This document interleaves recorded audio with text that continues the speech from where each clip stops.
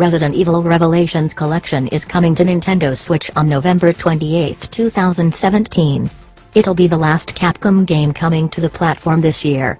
It comes after Ultra Street Fighter 2, the final challengers bowed a few months in the system's lifespan, which went on to outperform expectations and become a smash hit for the publisher.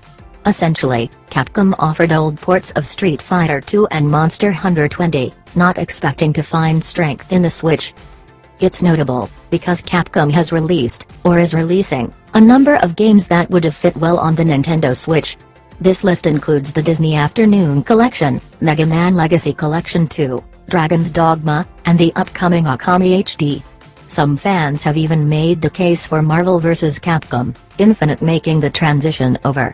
Capcom's inability to support the Nintendo Switch has become something of a joke in the enthusiast community, despite it actually offering some token bit of support. Currently, the Switch is the hot property.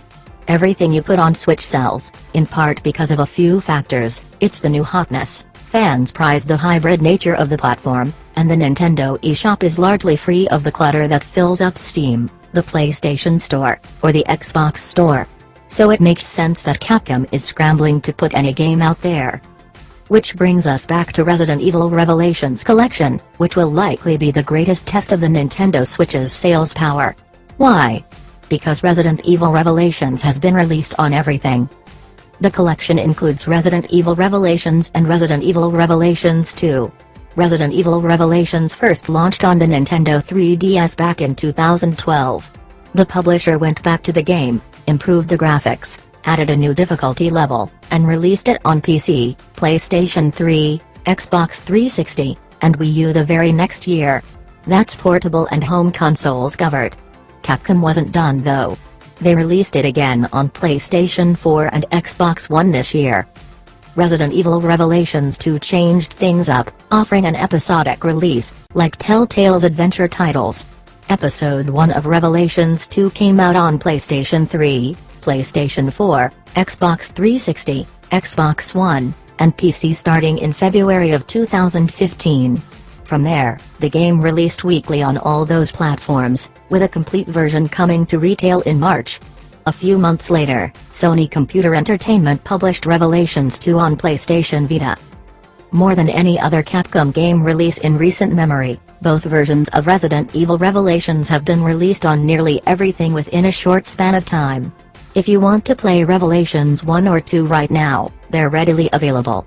Some games are missing a portable release, but Resident Evil Revelations is mostly out there. The upscale HD versions are out on most recent home consoles. Hell, if you only owned a Wii U, you've had the ability to at least play one of these games. It's not even a smooth, simple release on the Nintendo Switch. If you get it physically, only Resident Evil Revelations is on the Switch cart. Resident Evil Revelations 2 is a download code included with the physical package. Revelations 2 is a 26 GB download, which is surprisingly the exact amount of free space on a factory-fresh Nintendo Switch with no microSD card. The first Revelations is 13 GB digitally. If you're in Europe, you don't even get a choice, there's no physical package. All for $40. So this is the final test.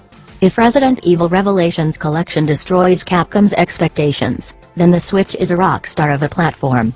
At that point every publisher would behoove themselves to throw whatever they have, regardless of the cuts needed to make it happen, onto the Switch. Hell, folks don't really seem to care about the cuts, given the releases of Doom, Rocket League, and FIFA 18, because that would prove folks are entirely too hungry for Switch gaming.